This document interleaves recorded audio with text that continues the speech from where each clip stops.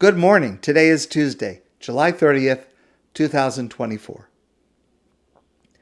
Every year, in my memory, we grapple with the question: how can we mourn the destruction of Jerusalem and the exile of the Jewish people 2,000 years ago during this period of time, the 3 weeks that lead up to the Tisha B'Av, the 9th of Av, the anniversary of the destruction of both the second and the first temple and all the other catastrophes that have befallen the Jewish people? How can we continue now in our day to mourn the destruction and the exile when what we see in our lifetime is that Jerusalem is flourishing?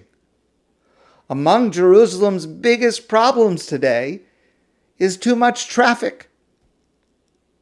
On Tisha B'Av itself, in Jerusalem, tens of thousands of people come to the Kotel, and they sit on the ground and they recite lamentations and they cry and they mourn while being protected by the IDF, the Israel Defense Force, our own army after 2,000 years, within the structure of Medinat Israel, the modern state of Israel.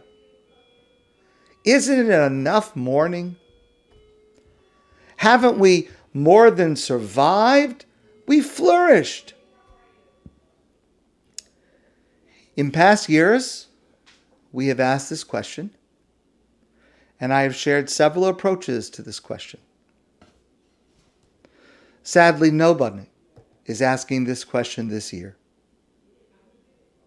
This year, we are simply and traumatically in mourning. And so on Tisha B'Av this year, Monday night, August 12th, Tuesday day, August 13th, we will be mourning the events of October 7th and every day since, along with all of the other catastrophes that have befallen the Jewish people. But like every year, the purpose of these 3 weeks leading up to Tisha B'Av and the work of Tisha B'Av itself is not simply grieving and mourning and crying, but changing our direction, changing our focus to make things better. And each of us should focus on ourselves as individuals, and all of us should focus on our wider community to heal, to grow, to change. I have shared and will share practical suggestions of what I feel that I need to work on, and perhaps that will trigger your spiritual journey in these fraught days. Today I want to share a very practical exercise. I learned this from Yossi Klein Halevi in an article he wrote a number of years ago. And so here's the suggestion. This is homework for me, for you. Set aside a few minutes today, really, no more than 2 minutes, short. Set aside 2 minutes. And think to yourself, consider a person or a group that you resent. Don't say the name out loud. But think about a person or a group that irritates you, that you resent, either their words, their actions, their beliefs, someone that you really, really are upset with. Think about that person or group, and then contemplate a Jewish value that is embodied by that person or group. A redeeming quality or a positive motive that you may not agree with how it is expressed, but that you can at least recognize what the basis of it is. Now, When I say this, I don't mean to compromise our convictions. I mean, if there's someone that we dislike because they have done something wrong, I don't mean to say that we should think to ourselves, it's okay to do something wrong. That's not what I mean.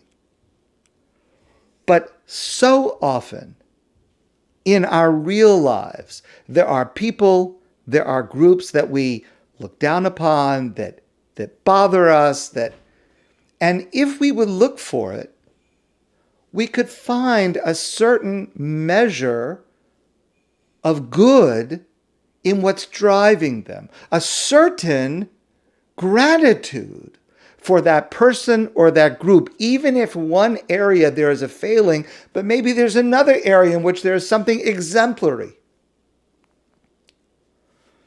Obviously, during the 3 weeks, I don't want to mention examples, and I also don't want to mention examples out loud, because that would defeat the purpose of trying to bring more harmony to the Jewish people. But I can certainly think of people and certainly groups that I disagree with strongly, whose ideology or just the actions irritate me. But if I look, I can see there's something very good about them.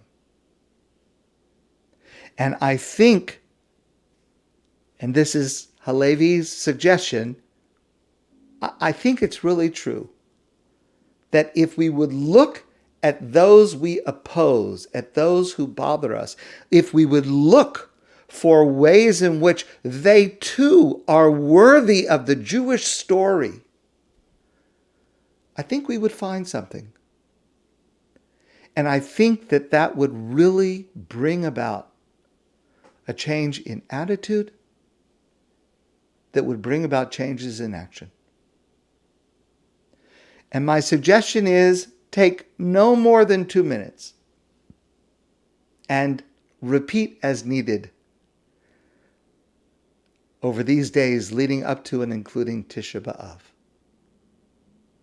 To quote Yossi Klein Halevi, enough mourning just for the sake of mourning.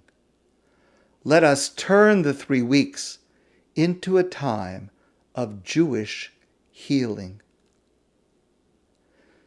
And my friends, it is Jewish healing we are in need of more than any time, certainly in my lifetime, this year.